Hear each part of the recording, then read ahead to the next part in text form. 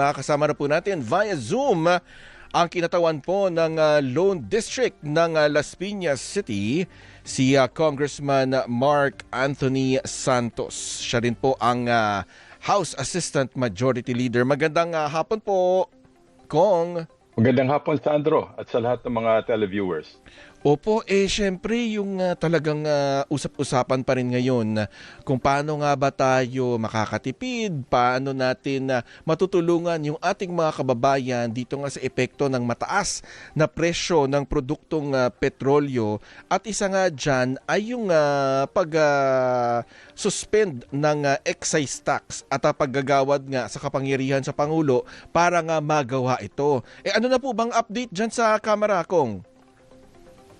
Well, Sandro, kagabi, inabot ng, I think, 10 to 11 p.m. ang deliberations sa plenary on second reading na na-approve na yung House Bill 8418 kung saan certified urgent ng Pangulong Bongbong Marcos na isuspend muna ang excise tax on fuel. Pero ano po yung nilalaman nung panukala?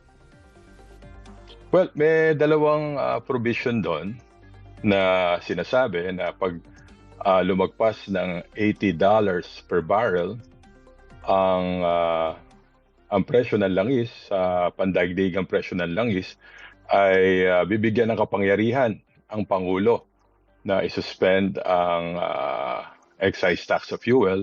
At pangalawa, kasama na rin dyan sa pagsususpend, pag nag-declare ng state of emergency si PBBM when it comes to siguro dun sa mga nangyayari ngayon sa Middle East. So hindi naman po pala permanente na kapangyarihan yung ibinibigay sa Pangulo, pero sa ngayon lang, ano? Yes, oo. I think doon sa provision din doon sa House Bill 8418, hanggang 6 months lang ang binibigay sa kapangyarihan ng Pangulo para isuspend yan. Oo. Tapos may mga nakausap na rin po ba tayo na counterpart nito sa Senado? At kamusta naman po kaya yung pakikipag-coordinate natin sa kanila? According to the news reports, may mga consolidated bills na sinabit sa chairman ng Ways and Means, ang counterpart dito sa House, doon sa Senado, sa pangunguna ni Senator Pia Cayetano. At nakahanda naman daw sila na ito ay i-deliberate once na maipasa ng lower house on Monday on third and final reading. At talagang mabilis, talagang mabilis yung naging pagtugon ng Kamara. Pero ito po yung short-term solution. May mga napag-usap-usapan na rin po ba dyan sa Kamara kung paano naman maghahanap ng long-term solution? O baka po meron din pong mga iba pang short-term solution na nakikita ang Kamara? Short-term solution, actually nasa executive ang kapangyarihan yan. Kami naman nag-iintay lang kung ano ang mga proposed bills na pwede nilang isubmit sa House para ma-expedite ang mga solusyon na kailangan ng presidente para may ayos ito. But as of now, meron tayong 2 billion budget, yung action fund ng Department of Migrant Workers, and then yung OWA, may pondo rin. So yung mga mare-repatriate na OFWs, pwede silang bigyan ng tulong dyan. And then at the same time, ang pinaka-importante yung safety ng mga kababayan natin. Alam mo, Sandro, may mga 2.4 million na kababayan tayo sa Middle East na nandoon sila ngayon. At kailangan all hands on deck ang government yan. At yun ang pinaka-priority siguro ng presidente ngayon.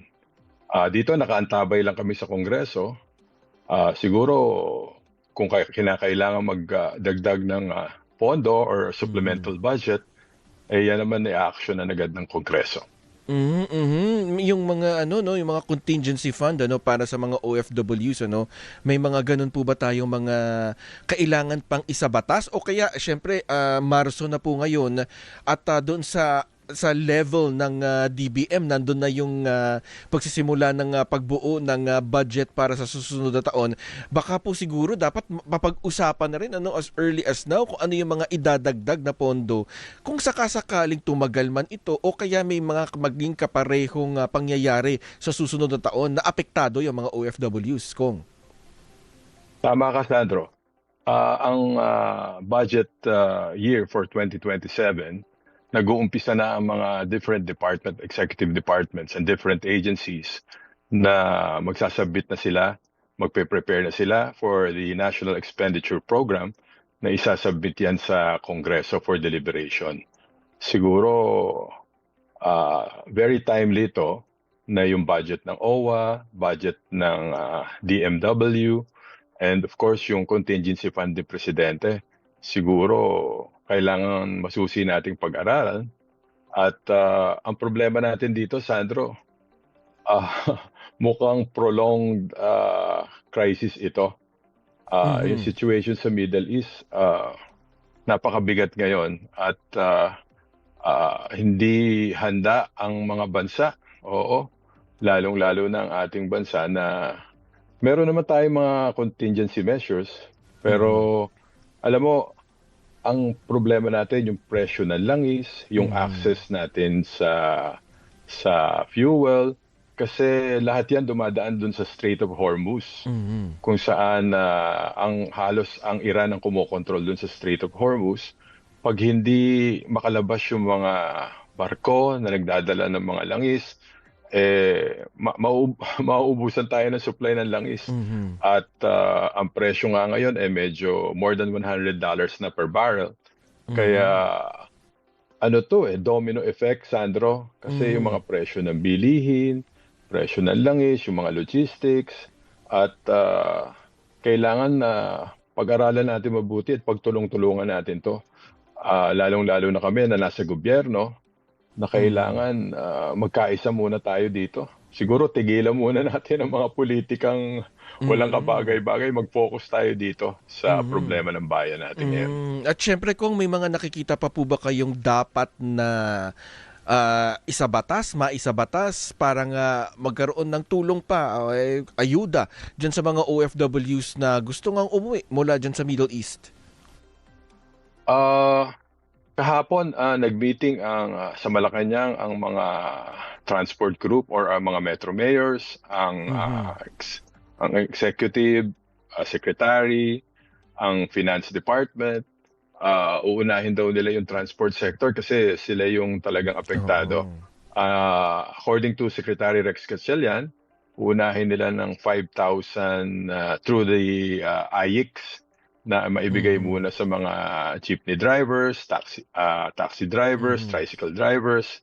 At ito pansamantala. Siguro marami pang tulong ang maibibigay ng pamahalaan. At kung kinakailangan, kasi alam mo, more than 136 billion, according to the DOF, ang pondo na nakukuha sa excise tax sa fuel. At kung yan man ay kukulangin, siguro mapipilitan tayo na mag-loan na for additional budget para sa 2026, Sandro.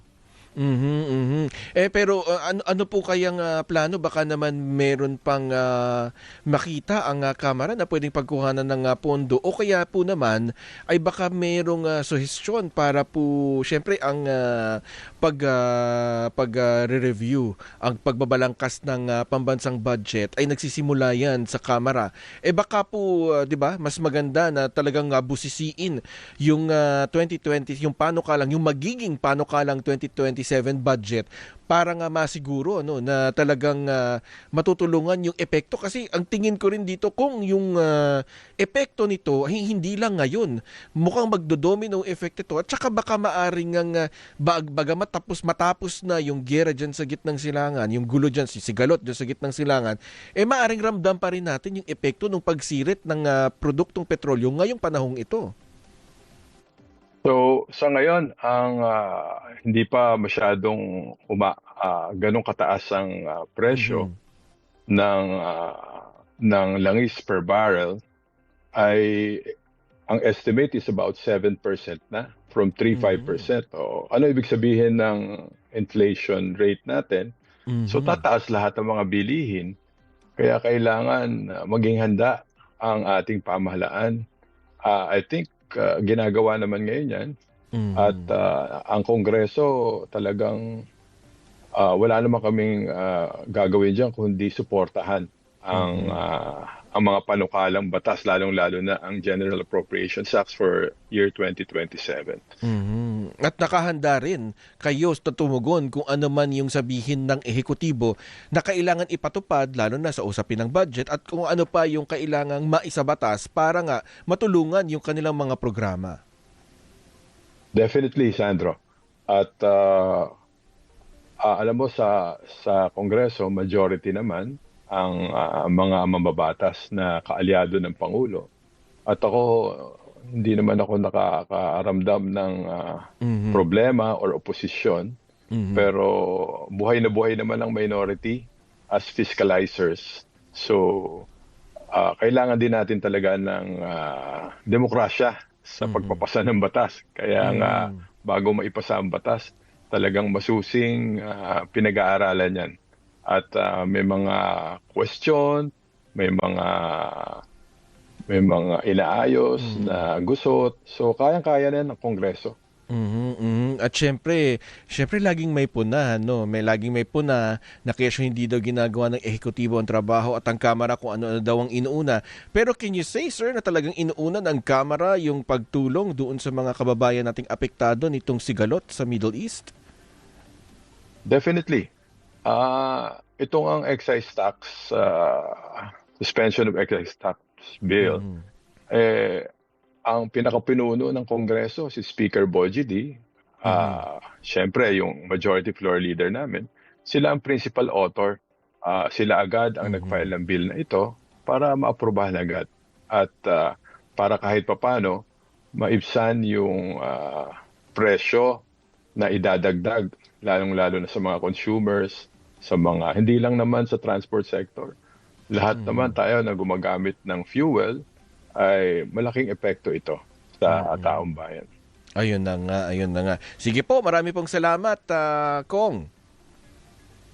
Ay, Sandro, maraming salamat at mabuhay ka at ang DCMM Teleradyo.